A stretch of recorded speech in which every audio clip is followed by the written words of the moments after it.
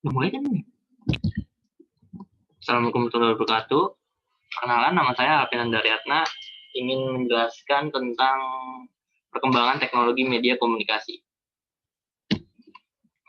Dalam PPT ini saya akan menerangkan beberapa poin-poin. Dilihat dari poin yang pertama ada media komunikasi. Terus poin keduanya ada new media. Poin ketiga ada perkembangan media komunikasi. Poin keempat ada contoh studi kasus tentang new media. Masuk ke poin pertama, media dan komunikasi. Sebelum masuk itu kita menjelaskan tentang komunikasi terlebih dahulu.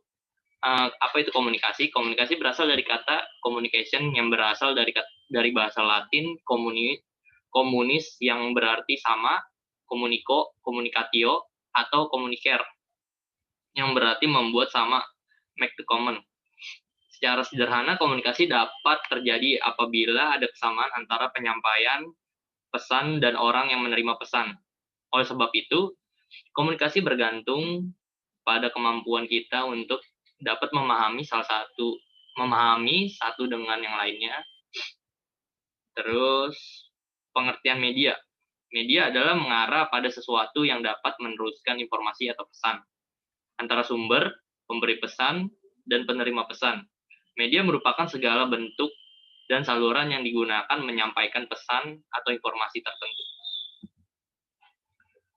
Saat ini perkembangan media komunikasi sangat pesat. Perkembangannya bisa kita lihat dari munculnya berbagai alat komunikasi yang semakin hari semakin canggih.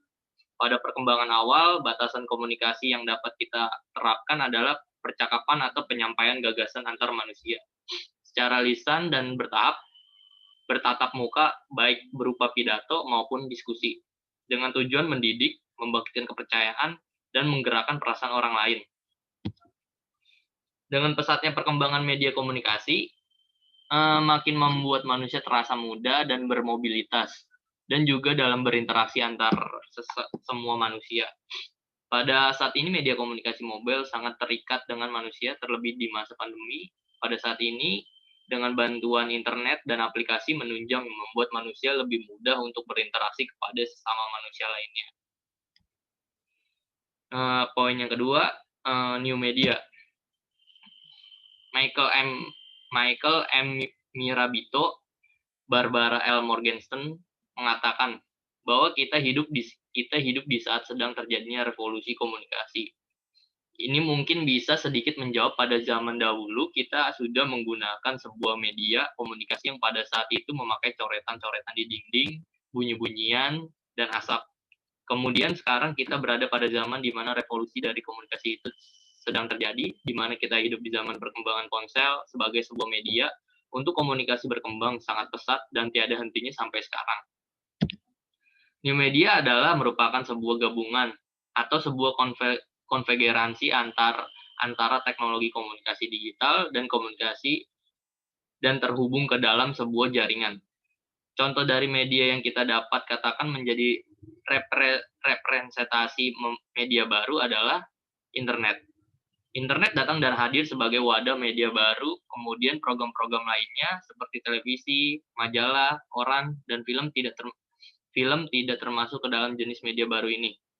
Definisi new media sebagai media baru juga disoroti oleh para ahli. Salah satunya adalah Marcel McLuhan, di mana menurut Marcel media baru atau new media ini adalah perkembangan teknologi yang dalam sejarahnya telah memperluas jangkauan manusia. Perkembangan new media. Kalau dilihat dari tabel berikut, perkembangannya itu pada tahun 1990 internet tercipta. Terus berangkat ke 5 tahun kemudian masuknya berita online. Di Indonesia itu sendiri pada tanggal 17 Agustus 1995 merilis laman berita online pertamanya. Terus berangkat lagi ke tahun 2003, media blog itu berkembang pertama kali dipopulerkan oleh blogger.com. Terus pada tahun 2010 smartphone atau produk-produk teknologi menopang media baru telah bermunculan. Dan sampai dari tahun 2010 sampai sekarang salah satu aplikasi-aplikasi chatting membuat kita terhubung ke seluruh dunia sudah diciptakan seperti adanya WhatsApp, Line, dan KakaoTalk, dan lain-lain. Di slide selanjutnya adalah perkembangan media komunikasi. Dalam perkembangannya, media komunikasi memiliki era yang berbeda sesuai dengan perkembangan zaman dan manusia itu sendiri. Sejarah. Kalau berbicara tentang sejarah, teknologi informasi dan komunikasi, tak lepas juga dari peradaban manusia di bumi ini pada zaman dahulu. Informasi juga dilakukan mulai dari gambar-gambar yang terletak pada dinding, peletakan-peletakan tonggak sejarah, atau prasasti. Berikut ini adalah sejarah perkembangan TIK, teknologi informasi dan komunikasi, mulai dari zaman prasejarah ke zaman modern ini. Pada tahun 1455 untuk pertama kalinya Johann Gutenberg mengembangkan mesin cetak dengan menggunakan plat huruf yang terbuat dari besi dan dapat diganti-ganti dalam bingkai terbuat dari kayu, menulis sebuah program komputer yang pertama di dunia. Ia bekerja dengan Charles Babbage menggunakan mesin analitikal yang didesain sehingga mampu memasukkan data, mengolah data dan menghasilkan bentuk keluaran dalam sebuah kartu. Mesin ini dikenal dengan bentukan populer digital yang pertama, walaupun cara kerjanya lebih bersifat mekanis daripada bersifat digital. Pada 1877, Alexander Graham Bell menciptakan sebuah pengembangan telepon terbaru. Pertama kali secara umum pada tahun 1879, sistem pemanggilan telepon mulai menggunakan nomor menggantikan sistem pemanggilan dengan berdasarkan nama. Pada tahun 1889, Hernan Hollerith menerapkan prinsip kartu perforasi untuk melakukan perhitungan. Tugas pertamanya yaitu menemukan cara lebih cepat untuk melakukan perhitungan bagi Biro Sensus Amerika Serikat. Lalu pada tahun 1880, 7 tahun setelahnya untuk menyelesaikan perhitungan dengan berkembangnya populasi, Biro Sensus tersebut memperkirakan bahwa dibutuhkan waktu 10 tahun untuk menyelesaikan perhitungan sensus. Pada tahun 1939, Dr. John F. Atanasoff dan dibantu oleh Clifford Berry berhasil menciptakan komputer elektronik digital pertama.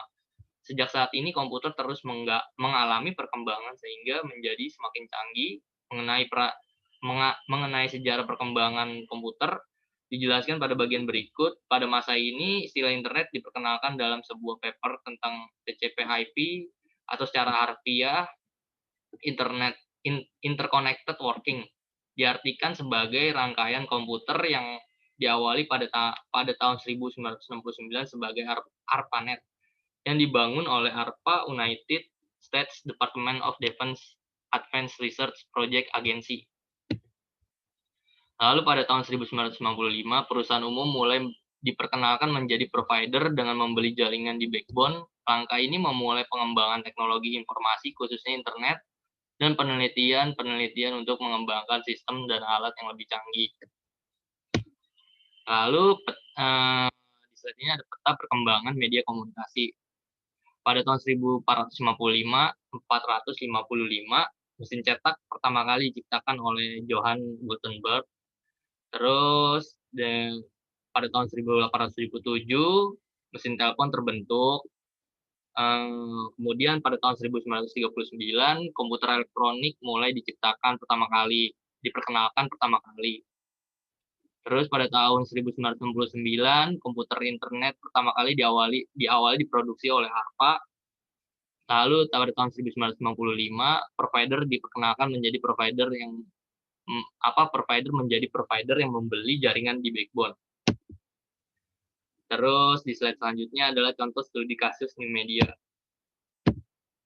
Dalam studi kasus ini kita akan melihat bagaimana new media dapat berpengaruh di dunia. Lihat dari hasil riset yang dilakukan eMarketer pada tahun 2015, angka yang berlaku untuk setiap orang yang mengakses internet setidaknya satu kali setiap bulan. Itu mendudukan Indonesia di peringkat ke-6 terbesar di dunia dalam hal jumlah penggunaan internet. Pada tahun 2017, eMarketer memperkirakan Niter Indonesia bakal mencapai 112 juta orang, mengalahkan Jepang di peringkat kelima yang pertumbuhan jumlah pengguna internetnya lebih lamban. Secara keseluruhan, jumlah pengguna internet di seluruh dunia memproyeksikan bakal mencapai 3 miliar orang pada tahun 2015. 3 tahun setelahnya, pada tahun 2018, diperkirakan sebanyak 3,6 miliar manusia di bumi bakal mengakses internet setidaknya sekali setiap 1 bulan. Dalam hasil riset ini dapat dikatakan bahwa new media telah berperan penting dalam perubahan media komunikasi. Dengan data tersebut, lebih dari setengah populasi di dunia telah menggunakan internet. Bukan hal mustahil jika 5 tahun ke depan, new media bahkan akan terus merambah ke seluruh dunia, ke seluruh umat manusia. Mungkin segitu aja yang bisa saya sampaikan, kurang lebihnya mohon maaf. Assalamualaikum warahmatullahi wabarakatuh.